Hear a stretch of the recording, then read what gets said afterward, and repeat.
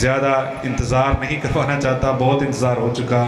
فضیلت مآب حضرت مولانا ڈاکٹر عتیق الرحمان صاحب، استاد الاساتذہ، مدرس جامعہ سلفیہ، خطیب جامعہ سلفیہ، وہ تشریف لاتے ہیں اور اپنے قیمتی خیالات سے ہمیں نوازتے ہیں۔ اما بعد فاعوذ باللہ من الشیطان الرجیم، الا بذکر اللہ تطمئن القلوب۔ نہایت ہی عزت کے لائق مہمانان گرامی، معزز علماء، معزز سامعین اور سامعات، عزیز طلبہ، ظاہر بات ہے لمبے پروگرام سے آپ کافی تھک چکے ہیں، اور تھکاوٹ کے بعد کوئی علمی یا پیچیدہ گفتگو سننا انسان اس کا متحمل نہیں ہوتا ہے، لیکن روٹین چلتی ہے کہ جتنے بھی مقررین ہوتے ہیں ان کو اپنا اپنا حصہ پروگرام میں ضرور ڈالنا ہوتا ہے۔ تو الامر فوق الادب کے تحت تھوڑا سا ٹائم آپ سے میں لوں گا، انشاءاللہ کوشش کروں گا کوئی لمبی زیادہ گفتگو نہ کروں۔ سب سے پہلی بات تو یہ ہے کہ میرے وہ بیٹے، میری وہ بیٹیاں جنہوں نے قرآن مجید زبانی یاد کیا ہے، یہ بہت بڑا اعزاز ہے۔ 30 پارے اور 114 سورتیں، تقریباً 6666 آیتیں، یہ انہوں نے زبانی اللہ کے فضل سے یاد کی ہیں۔ ان کے لیے بہت بڑا اعزاز ہے، بہت بڑی تکریم ہے۔ میں دعا گو ہوں کہ اللہ تبارک و تعالی ان بچوں کی زندگیوں میں برکت نصیب فرما دے، اور ان کو بھی اور ان کے والدین کو بھی اور ان کے اساتذہ کو بھی اور ان کی معلمات اور معلمین جو بھی ہیں اور منتظمین ہیں، سب کو مبارکباد پیش کرتا ہوں۔ بالخصوص قاری زبیر احمد ظہیر صاحب حافظہ اللہ تبارک و تعالی، جن کی دن رات کی کوششوں سے یہ سارے معاملات جو ہے وہ اللہ کے توفیق کے بعد جو ہے وہ طے پائے۔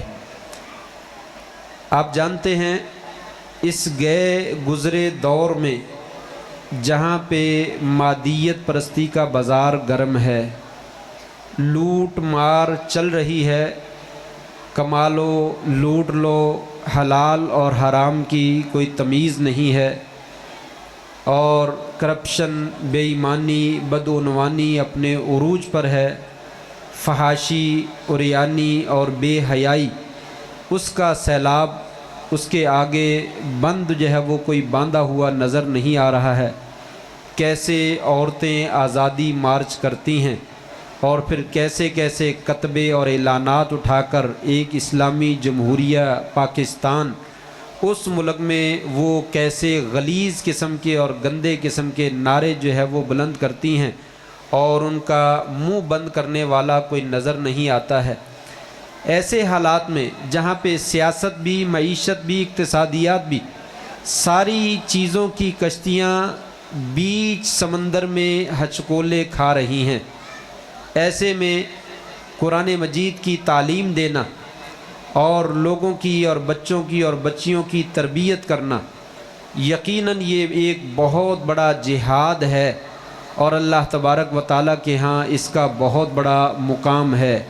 قرآن مجید کی فضیلت میں اور اس کی اہمیت میں ابھی آپ نے بہت ساری باتیں سنی، ان میں سے نبی کریم صلی اللہ علیہ وآلہ وسلم کے کئی فرامین ہیں جن میں آپ نے قرآن مجید کے ساتھ تعلق جوڑنے والے کو جو اعزازات عطا فرمائے ہیں، وہ انسان کی کامیابی کے لیے اور انسان کی عزت افزائی کے لیے اور تکریم کے لیے اس دنیا میں کافی ہیں۔ ذرا غور کیجئے، ایک حدیث میں آپ صلی اللہ علیہ وآلہ وسلم ارشاد فرماتے ہیں، اللہ کے بندو، رات کو اٹھ کے جب قاری قرآن نماز پڑھتا ہے، اسے چاہیے کہ وہ مسواک بھی کر لیا کرے، اسے چاہیے کہ وہ مسواک بھی کیا کرے۔ پھر اس لیے کہ وہ جب رات کو اٹھ کر نماز میں قرآن پڑھتا ہے، اللہ کا فرشتہ اپنا منہ اس کے منہ کے ساتھ لگا دیتا ہے۔ قرآن پڑھنے والے کا اعزاز دیکھیے، دنیا میں بھی اللہ کریم کس قدر بڑا اعزاز عطا فرماتے ہیں۔ فرمایا جب وہ قرآن پڑھتا ہے اللہ کا فرشتہ آ کر اپنا منہ اس قاری قرآن کے منہ کے ساتھ لگا دیتا ہے، جو چیز قاری قرآن کے منہ سے نکلتی ہے وہ سیدھی فرشتے کے منہ میں جو ہے وہ جاتی ہے۔ یہ اللہ تبارک و تعالیٰ نے قاری قرآن کو اعزاز بخشا، وہ فرشتہ جو ان نفاست کا پیکر ہے، جسے کبھی تھوک نہیں آتا ہے، جسے پیشاب کی کبھی حاجت نہیں ہوتی، جس کی ناک سے کبھی بلغم خارج نہیں ہوتی، جو صاف اور شفاف اور نظیف اور بالکل صاف اور ستھرا ہے، پاکیزگی اور خوشبو کا جو ہے وہ مجموعہ ہے، وہ فرشتہ آ کر قاری قرآن کے منہ سے منہ لگاتا ہے۔ یہ اللہ کریم نے دنیا میں جو ہے وہ اعزاز عطا فرمایا۔ دوسرے نمبر پہ ایک حدیث میں آتا ہے، نبی کریم صلی اللہ علیہ وآلہ وسلم کا ارشاد گرامی ہے، حضرت ابو ذر رضی اللہ تعالیٰ عنہ بیان فرماتے ہیں، انہوں نے کہا یا رسول اللہ اوصنی، اے اللہ کے رسول مجھے وصیت کیجئے، مجھے کوئی وصیت کر دیجئے، کوئی پتے کی بات بتلا دیجئے، میں اس کو پلے باندھوں۔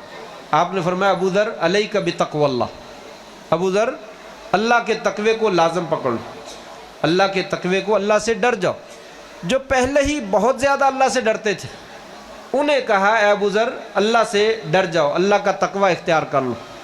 وہ کہنے لگے یا رسول اللہ زدنی، مجھے اور اضافہ کیجئے۔ آپ نے فرمایا علیک بتلاوت القرآن، اے ابو ذر قرآن مجید کی تلاوت کیا کرو، فَإِنَّهُ نُورٌ فِي الْأَرْضِ وَذُخْرٌ فِي السَّمَاءِ، یہ تیرے لیے زمین میں روشنی ہے، نور ہے، اور آسمانوں میں تیرے لیے کیا ہے؟ ذخیرہ ہے۔ یہ تیرے لیے آسمانوں میں ذخیرہ بنا دیا جائے گا۔ زمین میں نور ہے، قرآن مجید پڑھنے والے کو اللہ تبارک و تعالی دنیا میں روشنی عطا فرماتے ہیں، گھر میں برکتیں نازل ہوتی ہیں۔ جیسا کہ آپ نے فرمایا لوگوں سورہ بقرہ کی تلاوت کیا کرو، اپنے گھر میں سورہ بقرہ پڑھا کرو، یہ سورت کا پڑھنا باعث برکت ہے۔ جو لوگ اس کو پڑھتے نہیں ہیں وہ افسوس کے ساتھ اور حسرت کے ساتھ زندگی جو ہے وہ بسر کرتے ہیں، وہ رحمتوں سے اور برکتوں سے خالی ہوتے ہیں۔ اور آپ نے تیسرے نمبر پہ فرمایا وَلَا تَسْتَطِيعُ الْبَطَلَ، لوگوں کالے علم والوں کے پاس، جادوگروں کے پاس سورت بقرہ کا توڑ نہیں ہے۔ اپنے گھروں میں سورہ بقرہ کی تلاوت کیا کرو، فَإِنَّهُ نُورٌ فِي الْأَرْضِ، یہ زمین میں نور ہے، جہاں پہ اللہ کا نور آ جاتا ہے وہاں پہ شیطانی قوتیں اپنا اثر جو ہے وہ نہیں دکھا سکتی۔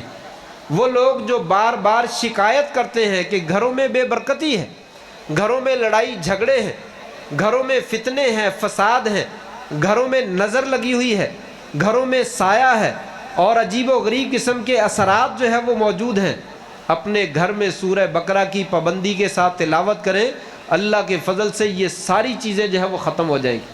فرمایا وَلَا تَسْتَطِيعُ الْبَطَلَ، جادوگروں کے پاس اس صورت کا کوئی توڑ موجود نہیں ہے۔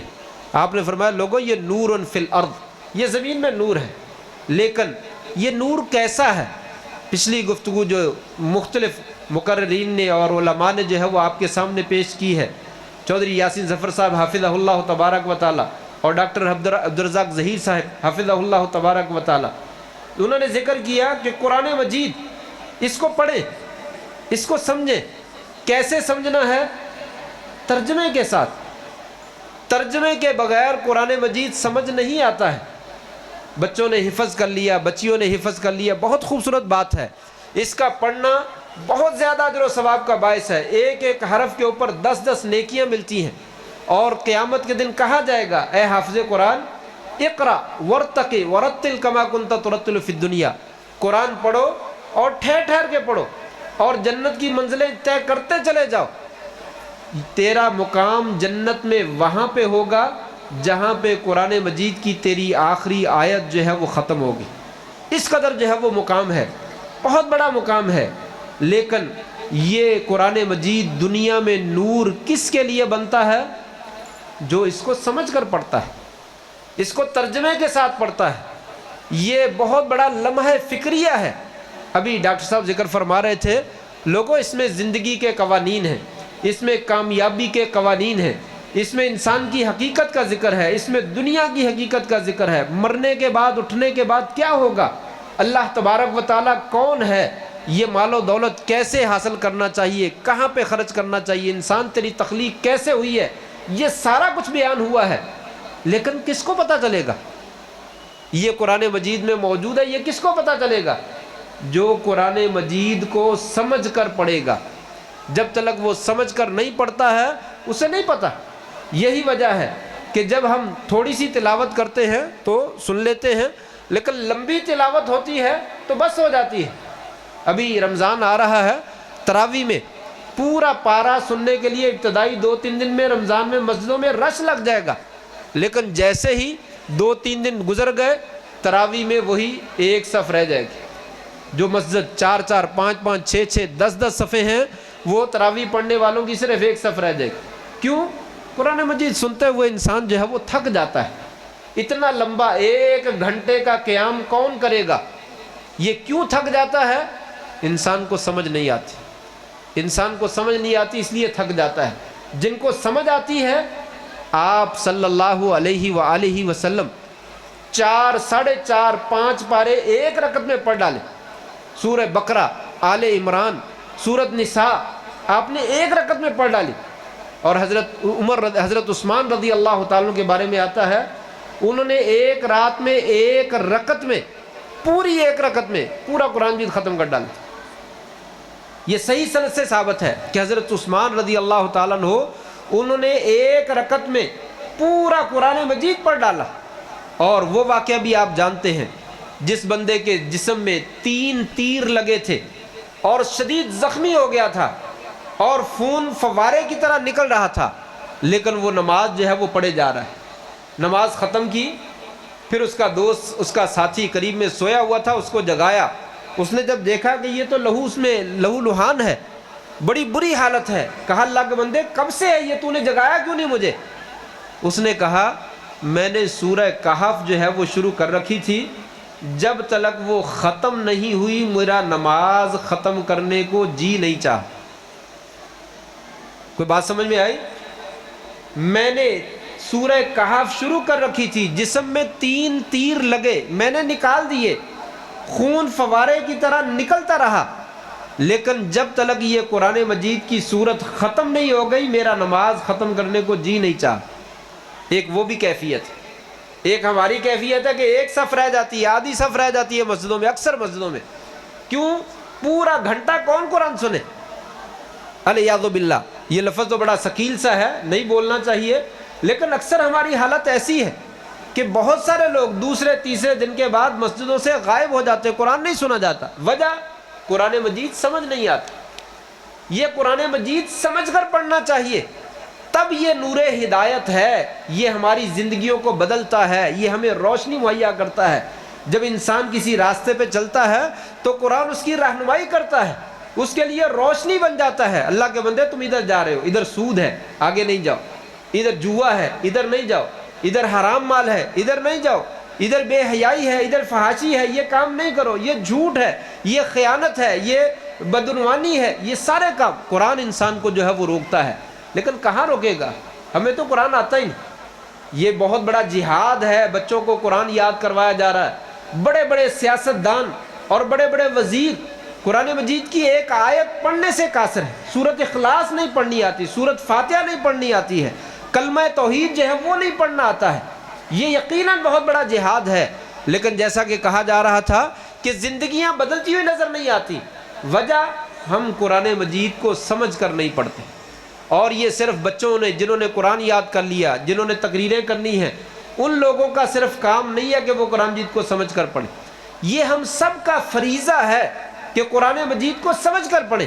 اللہ تبارک و تعالیٰ نے قرآن مجید میں کیا کہا؟ افلا یتدبرون القرآن، لوگو کیا تمہارے دلوں پر تالے پڑے ہوئے ہیں؟ تم قرآن مجید میں غور و فکر کیوں نہیں کرتے؟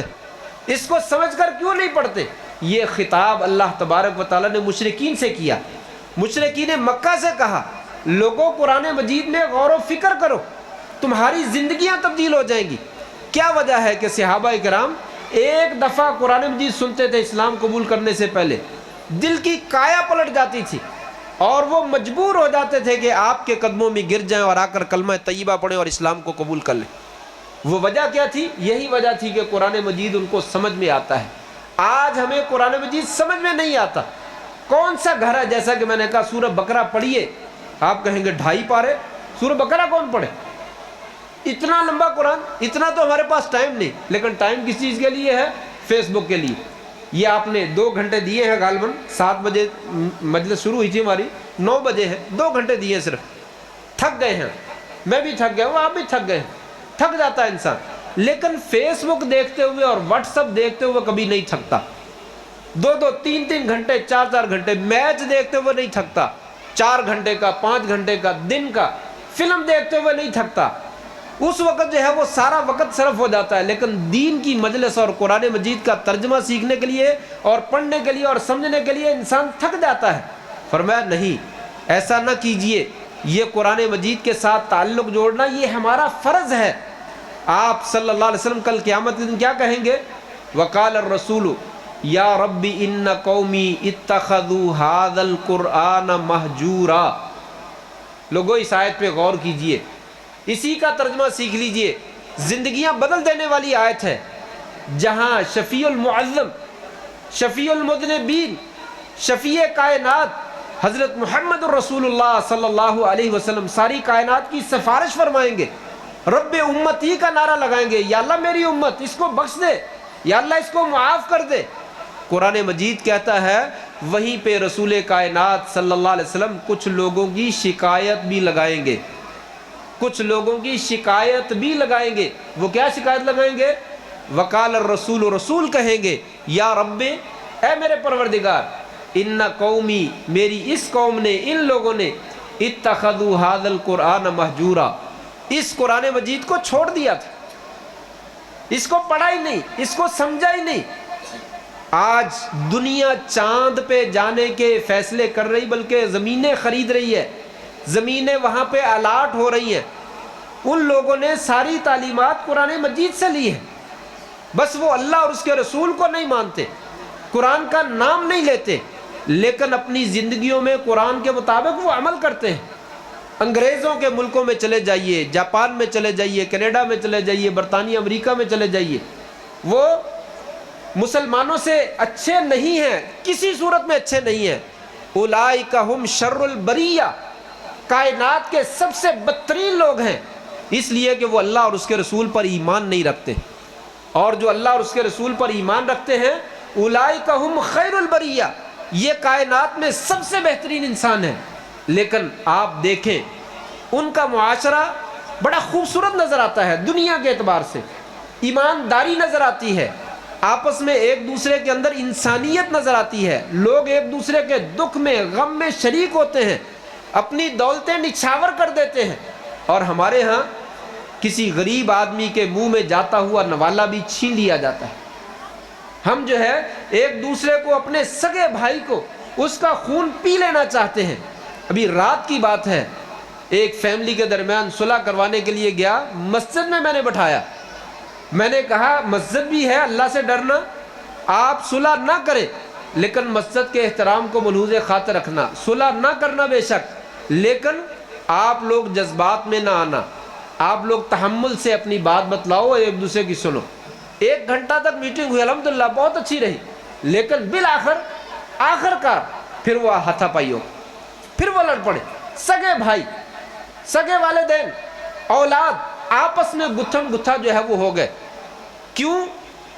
کس لیے؟ ہمیں قرآن کو بتائیے، میرا رب کیا کہتا ہے، یہ مال و دولت یہی زمین پہ رہ جانا ہے اور آپ نے قبر کی مٹی کے نیچے چلے جانا ہے۔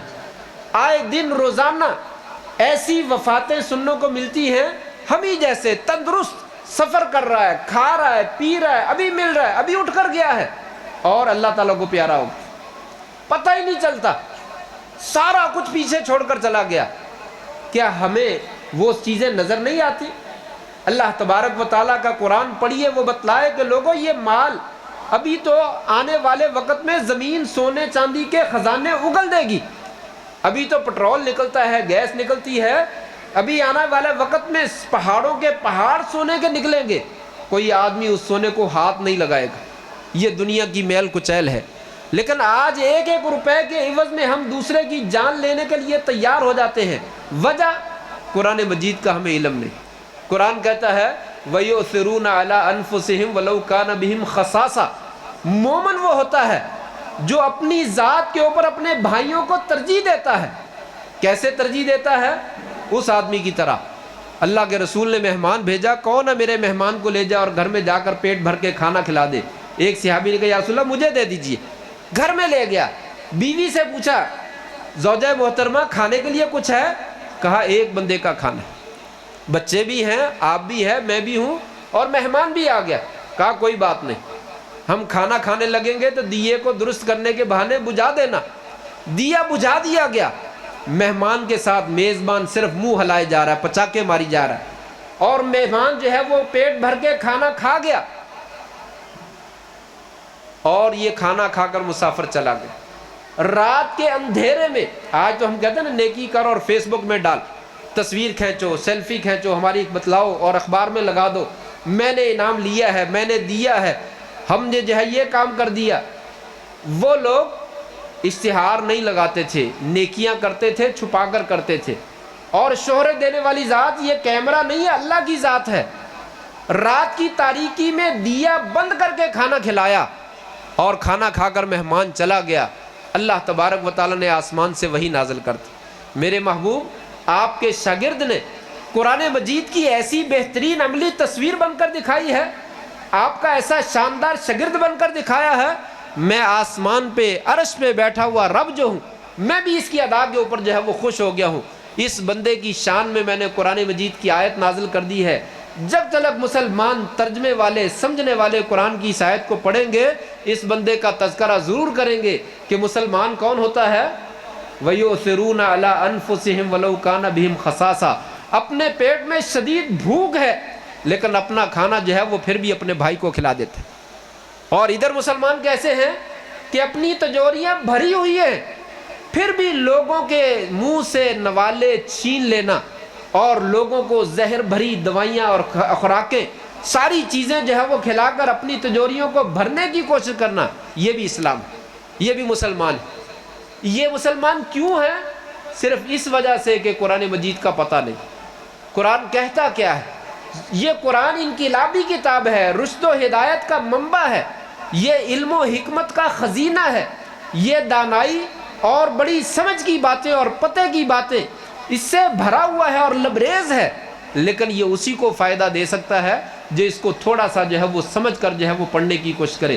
میرا یہی پیغام ہے, اور آخری بات صرف ذکر کر رہا ہوں. کل قیامت کے دن جیسا کہ میں نے ذکر کیا کہ رسول شکایت لگائیں گے, اللہ تبارک و تعالی ہمارا شمار ان لوگوں میں نہ فرمائے.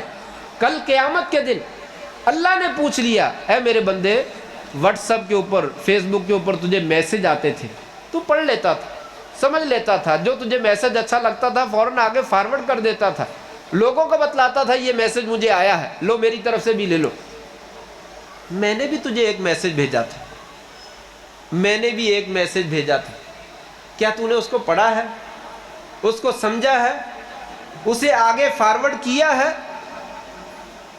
میرے لیے اور آپ کے لیے بس یہی سوچنے کا لمحہ ہے, کیا ہم جواب دیں گے اگر قرآن مجید کو ہم نے نہیں پڑھا, اگر قرآن مجید کو ہم نے نہیں سمجھا؟ تو اللہ تعالیٰ کہیں گے تو نے ہزاروں میسج پڑھے واٹس ایپ کے اوپر, ہزاروں فارورڈ کیے, میرا بھی ایک میسج تھا, اس کو کتنا پڑھا, اس کو کتنا سمجھا ہے؟ آج ہم نے سمجھا نہیں ہے, جس کی وجہ سے ہمارے ہاں جھوٹ عام ہے, کرپشن عام ہے, بدعنوانی عام ہے, لوٹ مار عام ہے, بے حیائی, فحاشی اور ریانی عام ہے. اور ان معاشروں میں گندگی وہاں پہ بھی ہے, لیکن ظاہری طور پر وہ ان اصولوں پہ کاربند ہیں اور ان اصولوں پہ عمل کرتے ہیں, جس کی وجہ سے دنیا کی زندگی ان کی جو ہے وہ خوبصورت نظر آتی ہے. ہم میں بھی چاہیے کہ اگر ہم اپنی دنیا کی زندگی کو اور آخرت کی زندگی کو دونوں کو سنوارنا چاہتے ہیں, قرآن مجید کو اپنے لیے مشعل راہ بنائیں, اس کو سمجھ کر پڑھیں اور اس کے مطابق جو ہے وہ عمل کرنے کی کوشش کریں. یہ ادارے اسی کام کے لیے بنائے جا رہے ہیں, اور یہ بہت بڑی غنیمت ہے اور بہت بڑا اللہ کا انعام ہے اور بہت بڑا تحفہ ہے.